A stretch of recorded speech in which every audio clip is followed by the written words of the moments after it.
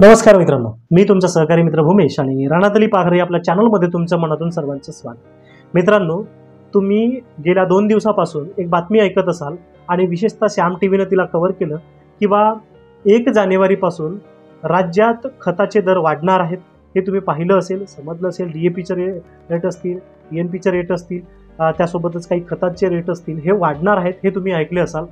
परंतु यामागची सत्यता काय, पहिल्यांदा छोटीशी ही व्हिडिओची क्लिप ऐकून घ्या, त्यानंतर मी पुढे बोलतो। कारण नवीन वर्षामध्ये 1 जानेवारीपासून खतांचे दर वाढणार आहेत। रब्बी तसंच उन्हाळी लावणीच्या हंगामाच्या तोंडावरच ही दरवाढ होणार आहे। अतिवृष्टीमुळे उत्पादनही घटल्यानं शेतकऱ्यांचा पाय आर्थिक फुलात जातोय। तर खतांचे दर कसे वाढणार आहेत पाहूयात ग्राफिक्सच्या माध्यमातून।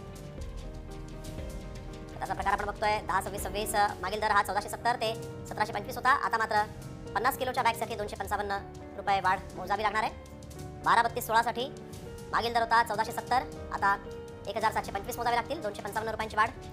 डीएपी या खतासाठी म्हणून पूर्वी 1350 रुपये मोजावे लागत होते, आता मात्र 240 रुपये अधिकचे असे 1590 रुपये मोजावे लागतात। टीएसपी 46 या खतासाठी म्हणून 1300 रुपये मागचा दर होता, आता मात्र 50 रुपयांची दरवाढ झालेली आहे, 1350 रुपये मोजावे लागणार आहेत। मित्रांनो, हे तुम्हाला समजलं असेल की खताचे भाव हे वाढणार आहेत आणि खतांच्या भावाची वाढ झाल्यानंतर शेतकरी हा पुन्हा खड्ड्यात जाणार आहे किंवा शेतकरी पुन्हा चिखलात गळणार आहे। तर हे तुम्हाला लक्षात आलं असेल, पण यामागची सत्यता काय आहे तेही समजून घेणं फार महत्त्वाचं आहे। खतांचे दर हे अगदीच आजही खूप गगनाला भिडले आहेत, आजही खूप जास्त त्यांचे दर आहेत, जे कंपनी निश्चितच हे खताचे दर वाढवेल आणि वाढवू शकते, त्याच कुठलीही शंका नाही आहे। तीळ मात्र ही शंका घेण्याची गरज नाही, त्यांनी खताचे दर वाढवू शकतात। पण केंद्र सरकारतर्फे किंवा राज्य सरकारतर्फे एक सबसिडी मिळत असते, जे खतांवरती असते। ते सबसिडी आपण पाहिली तर त्या खतांवरती सबसिडी देऊन आपल्याला खतं मिळतात। ती खतं सबसिडी पकडून आपल्याला ते खत आपल्यापर्यंत काही किमतीमध्ये मिळते।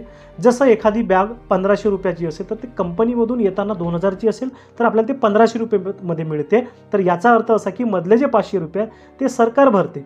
परंतु आता जे खताचे दर वाढणार आहेत ते कंपनी लेवलवरती वाढणार आहेत, तर याला कुणीही बळी पडू नका। आणि विशिष्ट प्रकारे याच्यावरती ते न्यूज ऐकून शेतकऱ्यांच्या मनामध्ये हा एक संभ्रम होत आहे की खताचे दर आता वाढतील। तर त्या ठिकाणी जो काही सबसिडी आहे ते जवळपास ही जी योजना आहे ती 2030 पर्यंत सरकारने राबवली गेली आहे। तर त्या ठिकाणी जरी कंपन्यांकडून त्याचे भाव वाढ झाली तरी सुद्धा शेतकऱ्यांपर्यंत मूळ किमतीतच, म्हणजे जी जुनी किंमत आहे त्याच किमतीमध्ये शेतकऱ्यांना खत खरेदी करायला त्या किमतीमध्येच मिळतील किंवा खताच्या गोण्या ज्या आहेत त्या जुन्याच किमतीमध्ये त्यांना उपलब्ध होतील। तर हा व्हिडिओ समजून घेणं फार महत्त्वाचं आहे। नक्कीच हे तुम्हाला माहिती पटली असेलच, तर कुठल्याही पद्धतीनं शेतकऱ्यांनी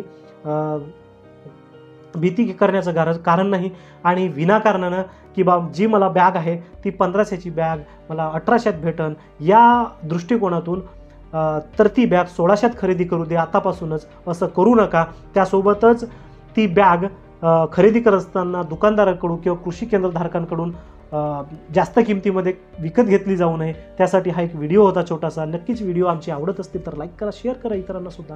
चला तर भेटूया आपण पुन्हा पुढच्या व्हिडिओमध्ये। तोपर्यंत काळजी घ्या स्वतःची आणि आपल्या परिवाराची सुद्धा। सर्वांना